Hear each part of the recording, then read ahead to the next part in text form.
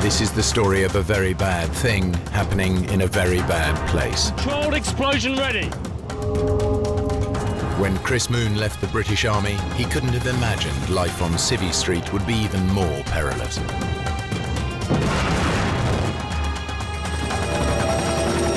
Working for a charity clearing landmines in Cambodia, he is kidnapped by armed guerrillas. We are demining the area. Getting out alive will be the biggest challenge of his life. We are a neutral organization. What happens if we stay here?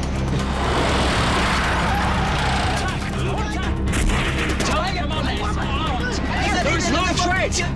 From now on, the choices he makes will determine whether he lives to tell the tale.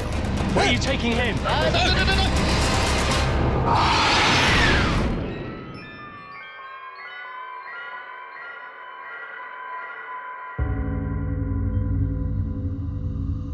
North Mozambique, 1995.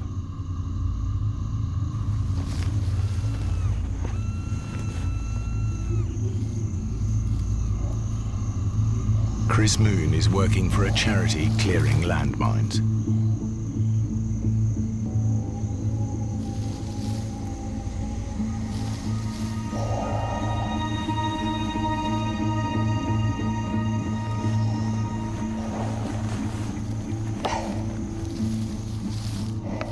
I was walking in a cleared area, 7th of March 1995.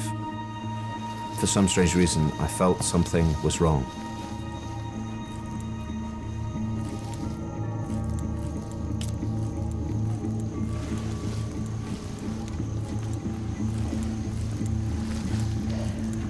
I turned. I took 3 paces and then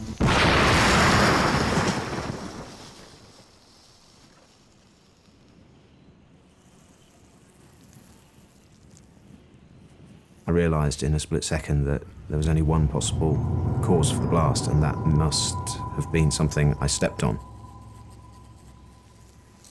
Looked down and I saw that there was a hole in my right hand that was the same size as the demining tool that I'd been holding. The blast drove the flat end of this prodder through my hand, and I recognised the shape of it. I began to think, right, well, what is the worst possible thing that can happen? I knew that the worst possible thing that could happen was that both legs would be completely blown off, my guts would be hanging out, and I'd be about to die. In the storybooks, they say your life flashes before your eyes. Well, it's not really like that, but you are aware of everything you've done, the good things, the bad things. And above all, suddenly everything makes sense. Even on the verge of death, he knows he's a survivor. He's already been through far worse. On the other side of the world, deep in the forests of Southeast Asia.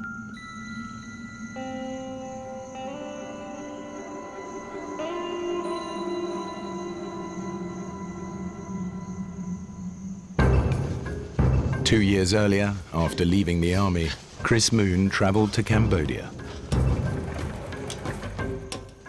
He was there to learn how to clear landmines. It was his first demining job.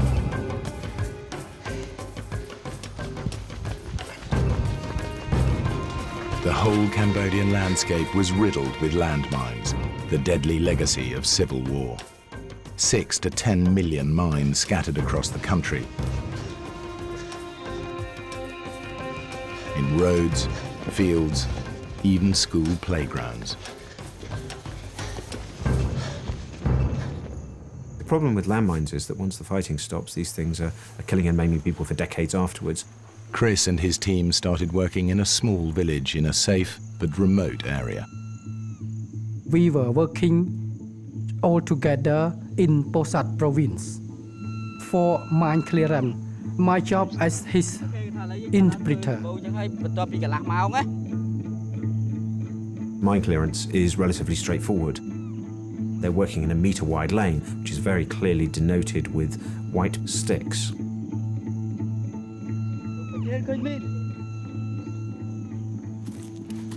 If it's a landmine, place an explosive charge next to it and destroy it. Controlled explosion ready.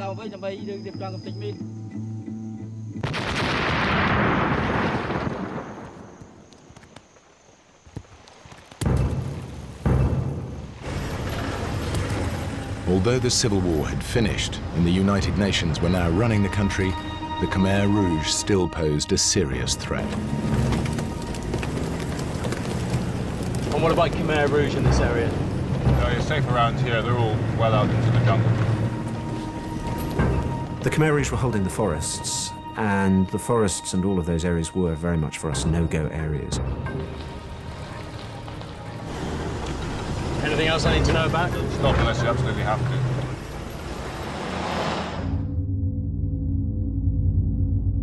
The Khmer Rouge committed widespread atrocities throughout the country. As many as 2 million people died, perhaps a quarter of the population. They brutally tortured many thousands. In modern history, perhaps the killing fields of Cambodia are unparalleled.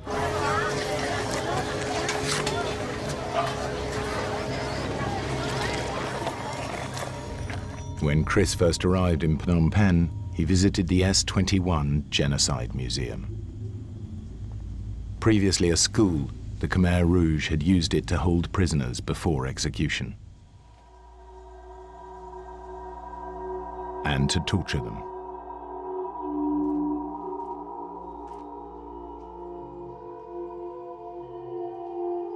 He quickly learned the details of Cambodia's brutal recent past. The Khmer Rouge had taken over the country on April 16th, 1975. They forced everybody out of the towns. They turned the country into a huge labor camp.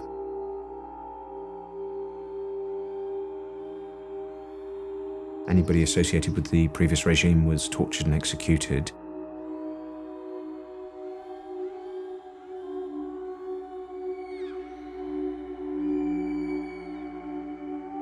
Before long, he himself would be a prisoner of the Khmer Rouge.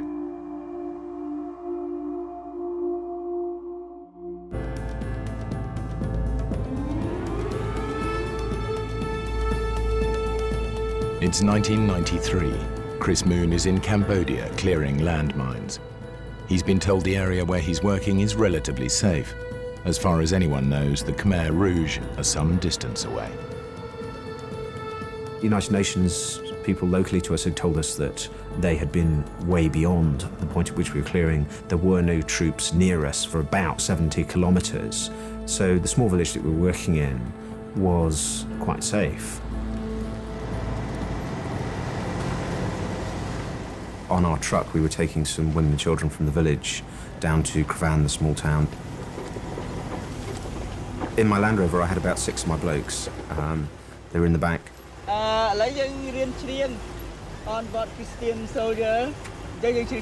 My Cambodian colleagues asked me if I knew any English songs, and for some strange reason, the only song that I could remember the words for was Onward Christian Soldiers.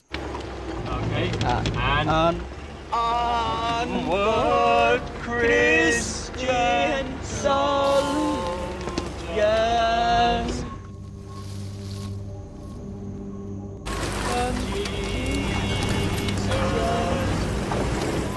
We were going down the same road that we'd always been going up and down when we reached a clearing.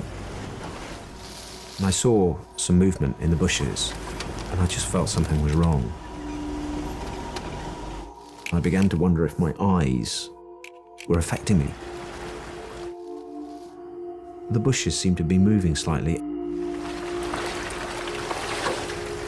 And then suddenly, charged 30 Khmer Rouge soldiers.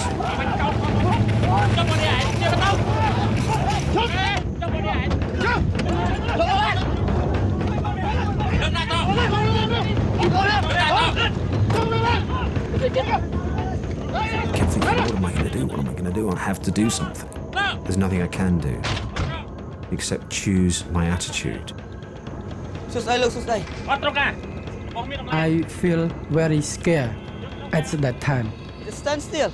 When the Khmer Rouge kidnap anybody, they were killed. Chris, he didn't scare, he looked normal.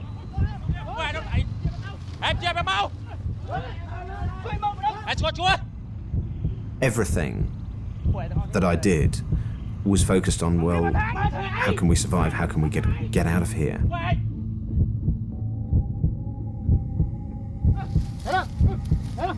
I thought about every gesture, every move, every blink of an eye.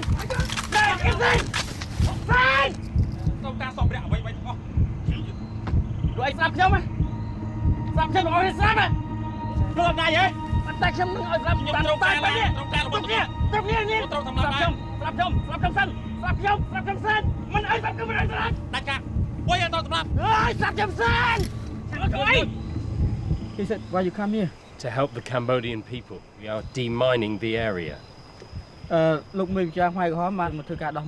We are a neutral organization working in Cambodia to help the Cambodian people.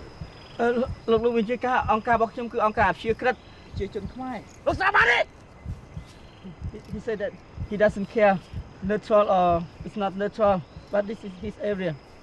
He tried to say more words, you're gonna kill us.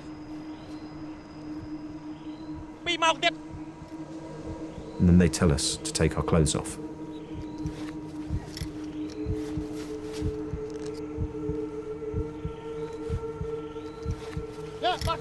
I suppose fear is such a lonely thing. Here you are with all these people, and yet inside I felt very lonely. And I'm standing there in my underpants thinking, right, no matter what happens, I'll never assume the role of victim. Because I do think that if you behave in a certain way, you pre-program others to treat you in a certain way. They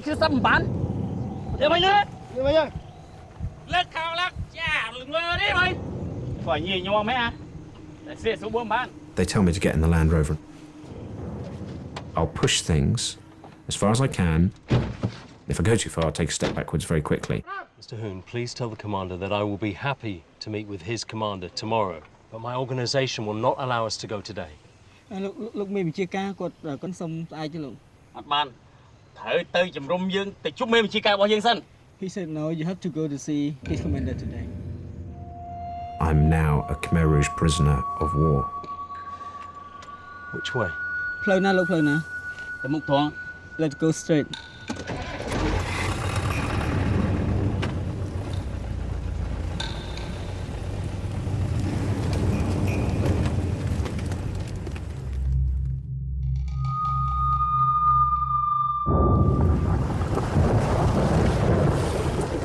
We're driving for what seems an eternity.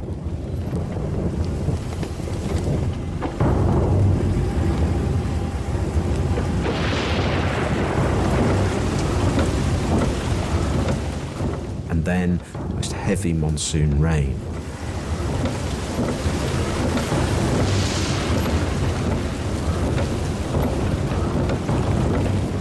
The look on Ben's face tells me that he thinks we're going to die.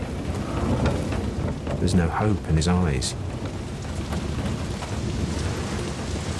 I'm watching the Khmer Rouge soldiers. I'm trying to work out what's going on inside their heads. You look in their eyes and there's just nothing there. There's no compassion, no feeling, no nothing. And there would be no point, you realise quite quickly, in ever asking them for kindness or mercy because they couldn't understand it.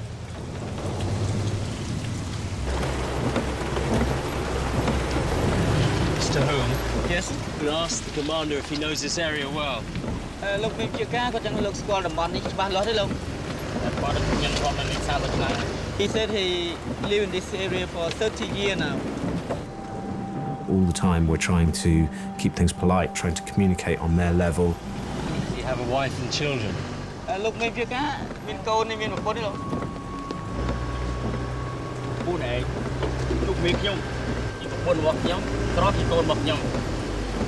Before he's married, but now he used the weapon as his wife, and the bullet is his son.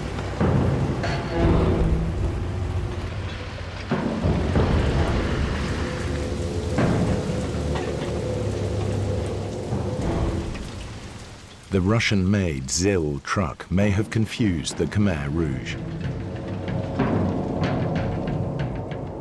Their enemies have been using Russian military advisors for many years. Perhaps they think that's what Chris is really doing in Cambodia.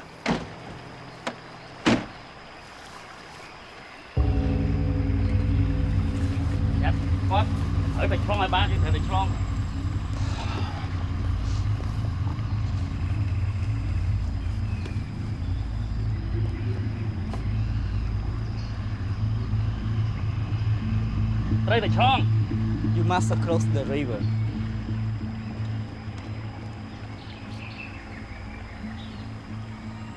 Tell the commander to send one of his men through the river first. Psychologically, it's going to be far better if I make him send one of his men in to get wet. What I need to do is create some sort of a relationship with them in which they respect me. The commander would be very unlikely himself to walk through. He'd get one of his guys to do it.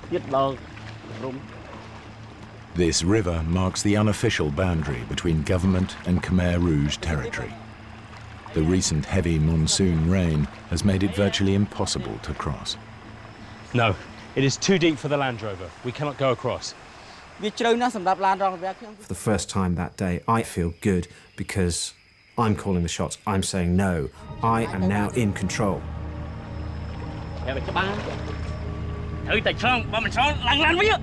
So you must cross the river. If you're not across, go back to the Land Rover.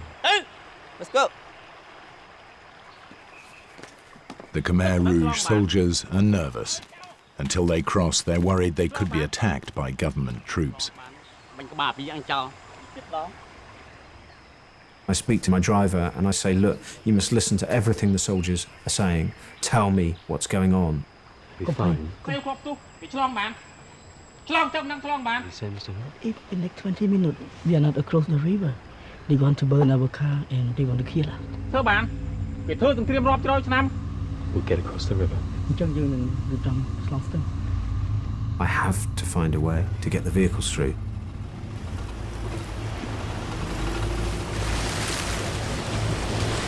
We get into the middle of this fast-flowing stream at 2'6" of water, and I have a few anxious moments as I see the water starting to come under the doors.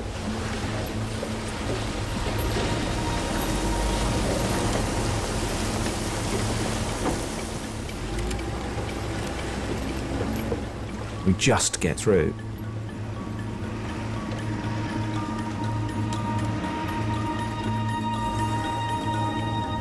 Into the deep forest, home of the Khmer Rouge. Every mile further from civilization, further from safety. We're not using roads. We're on this footpath. The ground is really wet. We keep on getting stuck. It's a nightmare. I can prove I'm useful by getting the vehicles out of the mud. Explain. He's to come forward, try and get forward. I will reverse. Just in case they're really after the vehicles, Chris tries to make his skills indispensable. I seem to spend most of my time trying to get vehicles out now.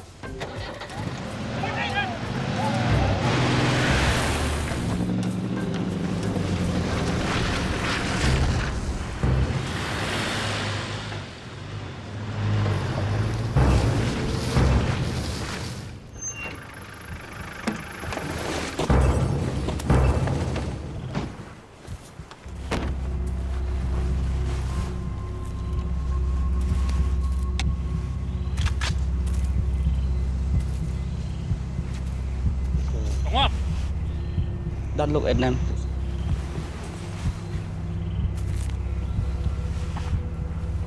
Did you ask the commander what we're doing here? Why have we stopped?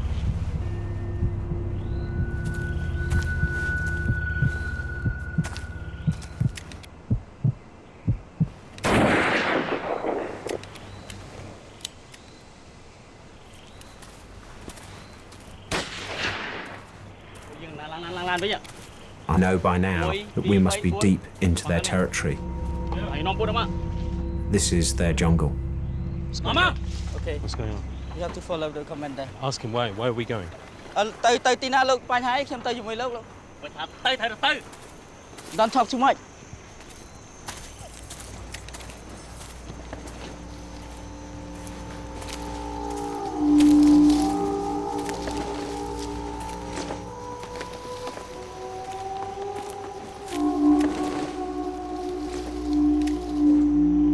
The little man comes towards us.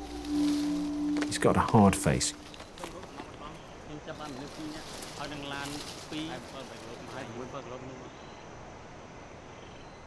And he's got this strange little brown trilby hat on his head. That tells me he's an important man.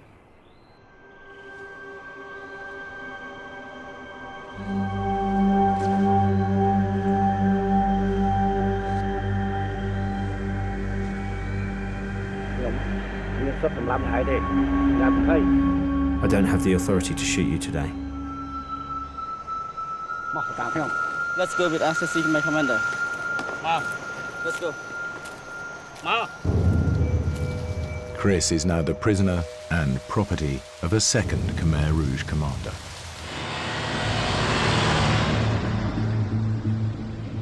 Each of the commanders has his own territory and his own men.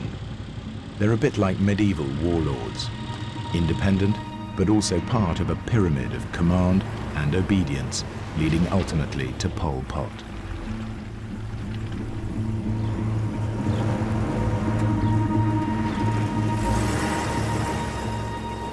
At the end of the first day, they stop by a stream. They tell us that we are now in a minefield. I'm not sure if I believe them or not. It could be a genuine warning, or simply a lie to keep them from running away. You ask the commander what his plan is. Why have we stopped? Are we staying here tonight? Tonight we sleep here. Tell the commander it is not possible. The rules of my organization will not allow me to. ខ្ញុំគិតថាមិនអាចធ្វើបានទេព្រោះអីច្បាប់នៃអង្គការរបស់ខ្ញុំគេបានទេ You must stay here. There's no point in talking to them. We try to explain who we are, what we're doing, and they just shrug their shoulders. The frustrating bit for me is that they just can't understand what I'm doing, can't compute it. To explain that I'm not their enemy is just an impossible task. What do you think of the commander? I think the Khmer Rouge, you know, we cannot trust them. They are very cruel.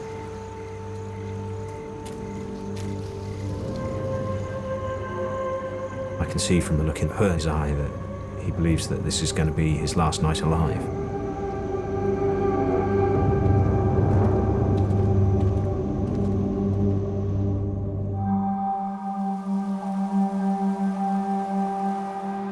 Chris Moon and his colleagues are prisoners of the Khmer Rouge, forced to play a delicate psychological game of survival.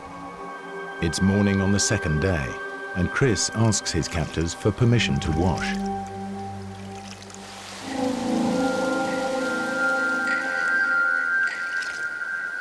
With no one guarding him, it could be a chance to escape. Now I have my darkest moment. My hobby is running. I just know that if I do a runner, they won't catch me. They just won't expect it. He might be able to make his way back out of the jungle, following the course of the stream. Human beings, we are selfish things. We are. We are.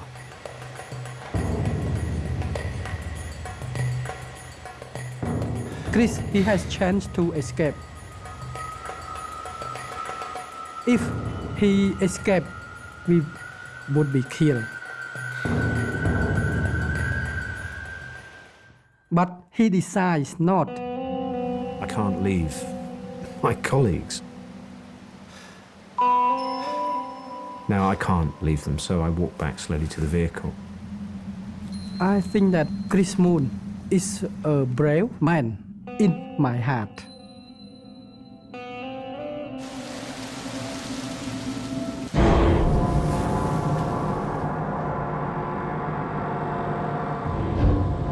They drive on through the day.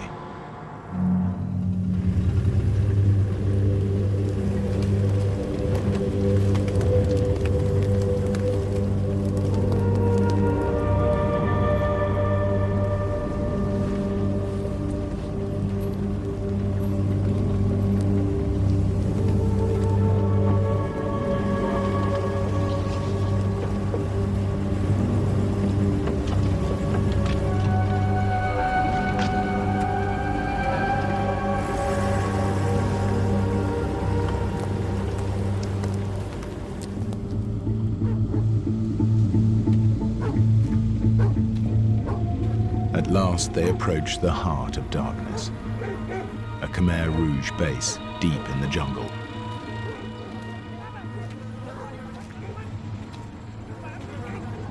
And the regional commander who can choose to have them killed or tortured. Deep down inside, I begin to think maybe there is no hope.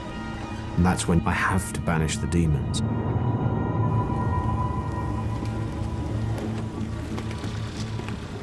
The only images I keep in my mind are all of us returning to the village. I stop thinking about just what the worst case scenario might be.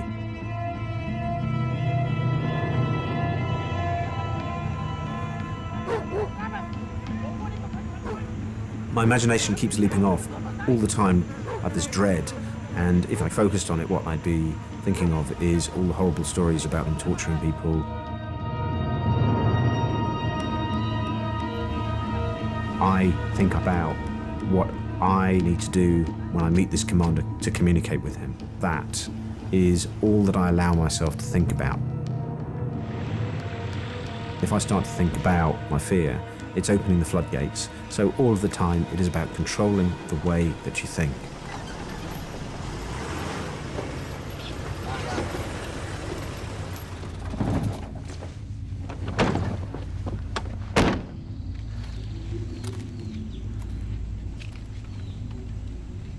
Why?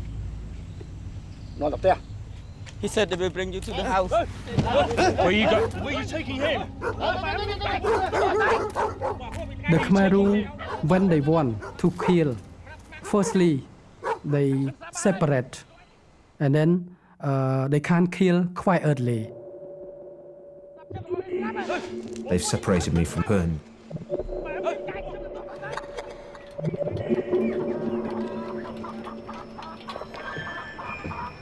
Wonder what's going to happen.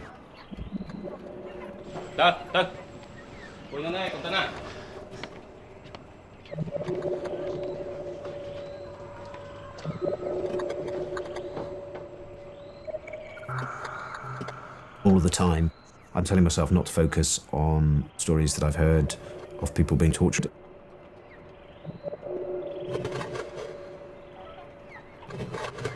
This is the end of the journey.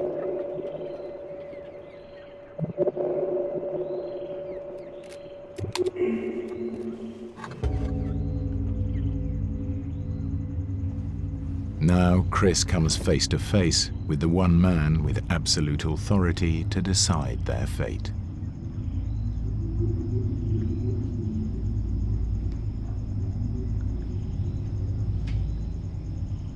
Their lives hang in the balance.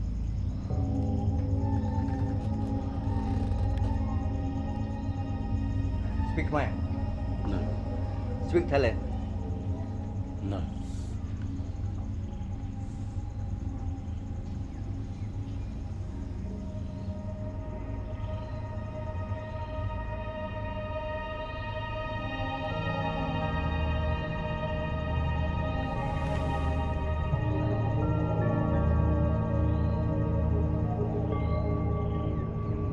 You?មកកម្ពុជាធ្វើអី? I don't understand what you're saying. I've been here for 6 weeks. Min. Ah.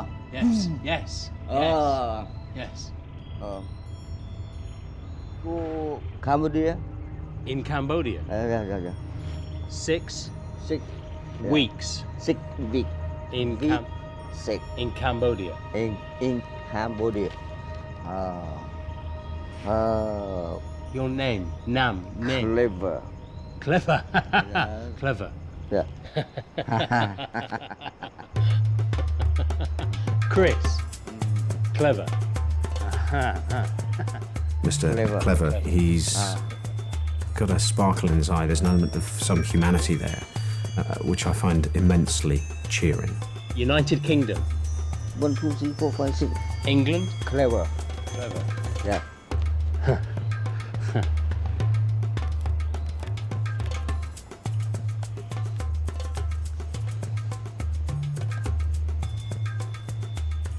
Look, Chris Moon, He said that you have a good heart. Now he will use me as interpreter. He said, don't worry, he tried to help you.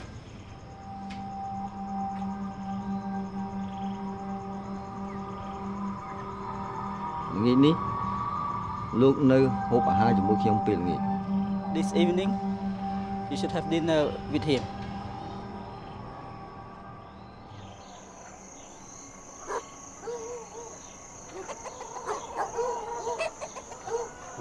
That night, dinner with the Khmer Rouge.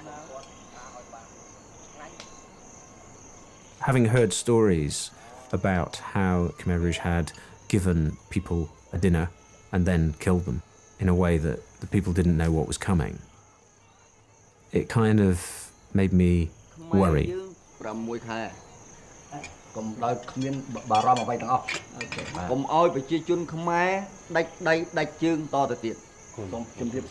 Please bring beer. Please all of you enjoy. Meal. I live in Pol Pot regime. When someone say good, especially the Khmer Rouge officer say good to us and provides good food to us, it means that we would be killed. They start to talk. It's a bizarre experience.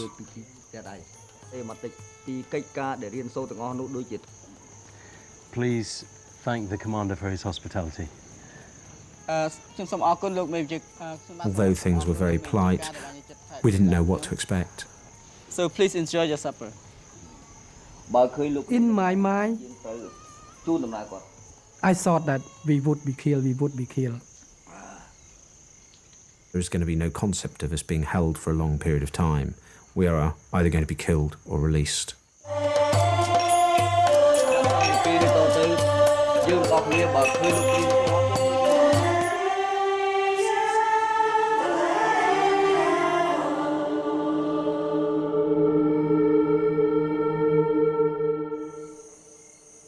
I keep waking up during the night.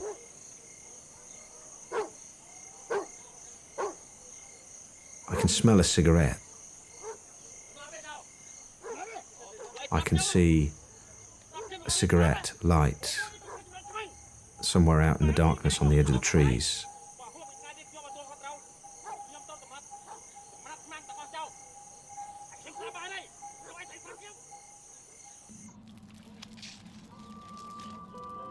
In the morning, they're still alive. They try to maintain good relations with some tactical flattery. We try to save our life by say Khmer Rouge soldier are good, that we and Khmer Rouge were not enemy. Mr. Hoon, please tell Mr. Clever that I respect the Khmer Rouge. They brought peace to Cambodia. Defeated the Vietnamese. And we look forward to leaving and telling everybody how good the Khmer Rouge are.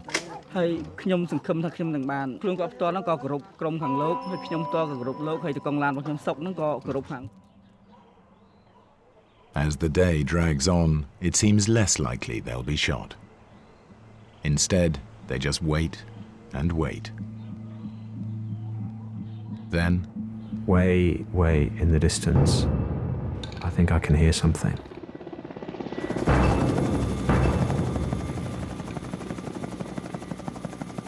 And then I see a tiny dot of a helicopter. Go, he said go. a United Nations helicopter has been searching the jungle for them. I think it's seen us. On track! All friendliness is gone. It's not armed! Mr. Hu, tell the commander it's not armed! There is no threat! It's not armed! Suddenly, No! Stop shooting!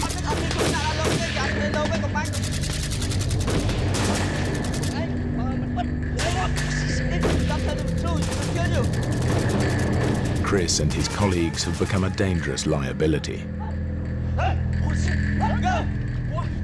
Mr. Clever needs to get rid of them. Fast. So Mr. Clever changed his mind. And I thought that, it finished our life. He orders the commander who brought them in to take them away again. This time, he can do what he likes with them. by sending us back, it was the other commander's problem. That's why he sent us back.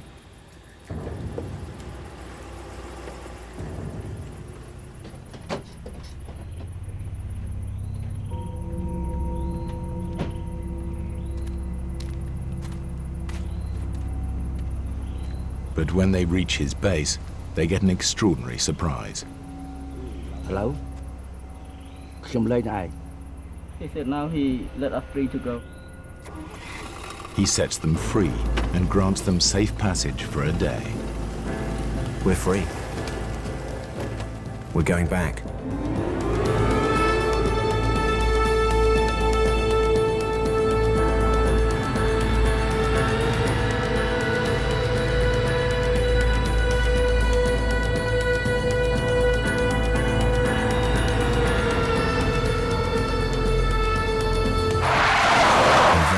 To my complete horror, The original commander who first captured them, angry that they're still alive. Hey!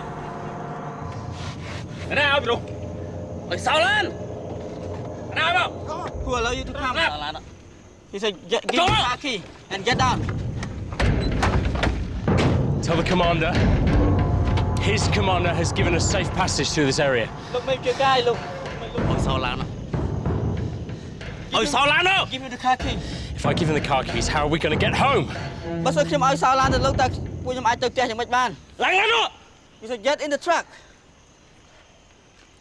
Get in the truck.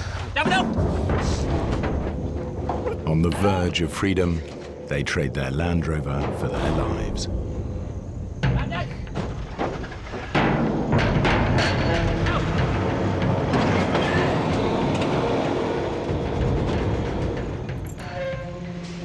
Chris and his companions are being driven out of Khmer Rouge territory on an old logging truck, with 2 boy soldiers guarding them.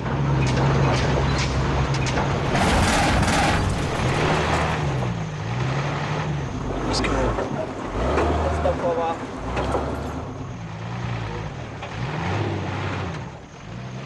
They only have safe passage for 1 day. If they haven't made it home by then, all bets are off. They must get out of the forest.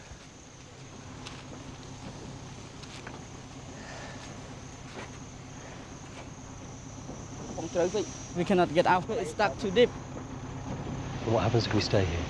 Another Khmer Rouge come and kill us because they only let us pass today. Chris tries a new approach to intimidate the boy soldiers and scare them into doing what he wants. What's this place? This is a ghost place. There's many people die here. think the boy soldiers will be able to find their way back to the village from here. Okay, I will ask him. Bring them over. The Khmer Rouge soldier, they illiterate. So their belief of the ghost. Chris Moon, he said that, oh, this area is a lot of ghosts. If we stay here, maybe the ghosts kill us.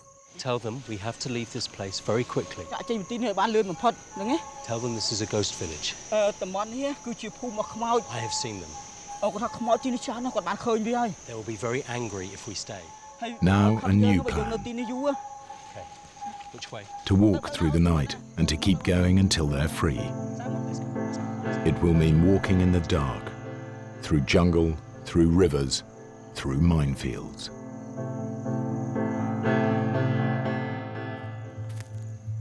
Chris Moon and his companions must get out of the jungle. It's now their third night in Khmer Rouge territory, and Chris is determined it'll be the last. We're walking for our lives. We have to be out of there by daybreak.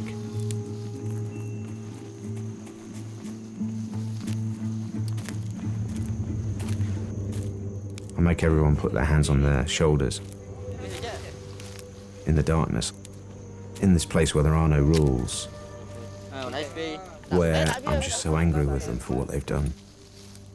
I have to confront the fact that what I hated in Khmer Rouge might also be in me too. Because I have a very wicked thought. Maybe I should kill the boy soldier. I've even got my hand on his neck. I could snap his neck like a pigeon. And then I've got the weapon to get the other one when we emerge out into the night.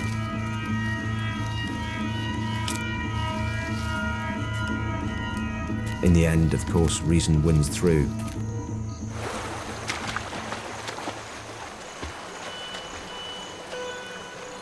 We walk almost the whole night. We walk and I'm very, very tired. Sometimes I could not walk properly. But Chris, he's still strong.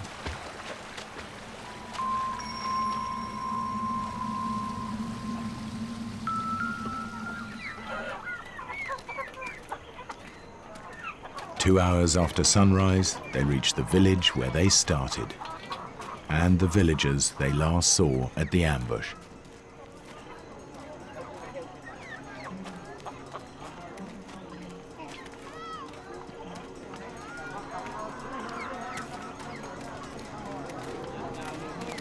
When we arrived to the village where we demining there, many people were very happy and come and congratulate us.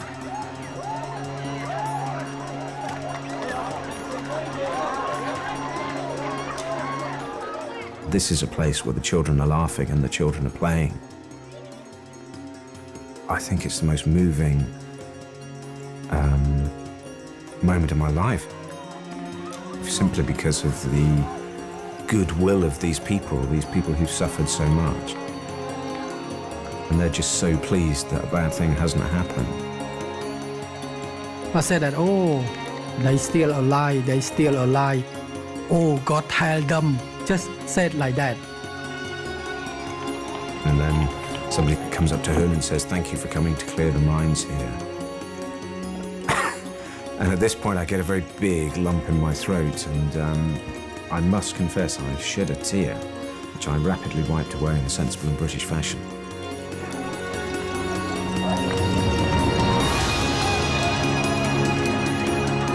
We were released on Sunday, we were back working again the Monday.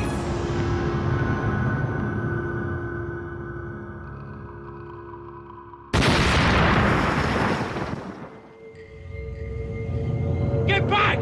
No one in a safety lane! Get onto US aid! Try to get the copter to come in and do a casevac!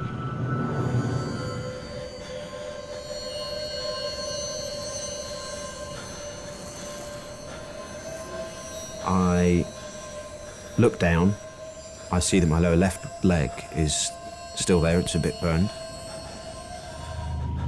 But my lower right leg has been completely blown off.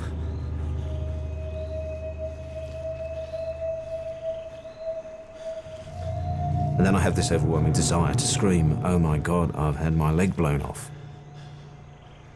I take a deep breath and I say, think before you act, think before you act. Fine, I'm back in control. And I think, well, there's actually not much point in shouting that, because when the medic gets here, he's probably going to notice.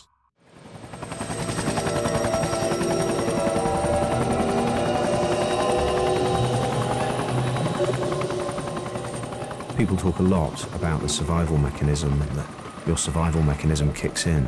Well, that wasn't the way it was. After a while, when the pain starts to hit you, I think it reaches a stage where it is so bad that you actually want to die. You would rather give up and pretend it wasn't happening. The battle in the helicopter is not to go to sleep. It was easier to go to sleep, to pretend it wasn't happening, to turn over and just fade out.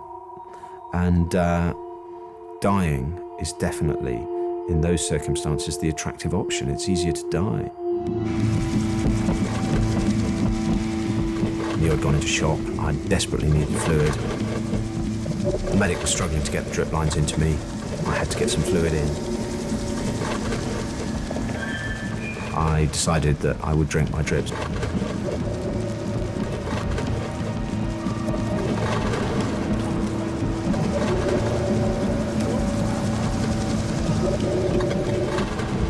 I drank 2 litres of saline, and I felt, as I bit through the plastic, that I would survive. It didn't enter my head that I wouldn't survive.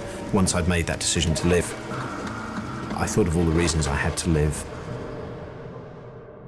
To see my family again, to see my friends, to see my niece grow up, who was then very young, and also I still had my job to do. I had a responsibility to my programme.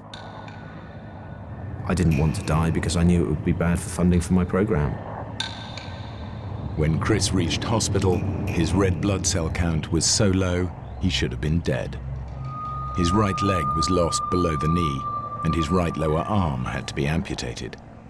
But he vowed to make a full recovery.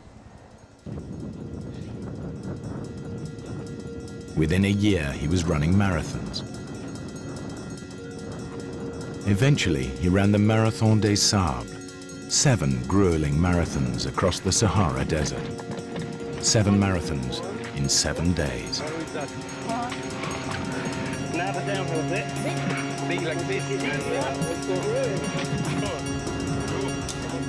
When you've given all that you have to give, that's when you maybe start to get a bit of luck. But what happens most of the time is that we stop here at this point at which it's uncomfortable, at which it all hurts a bit too much.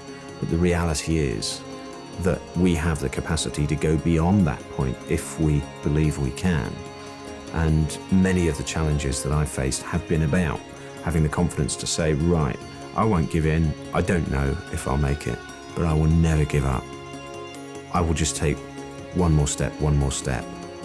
And maybe that's what the journey of life is about keeping on going. If you fall over, keep on getting up.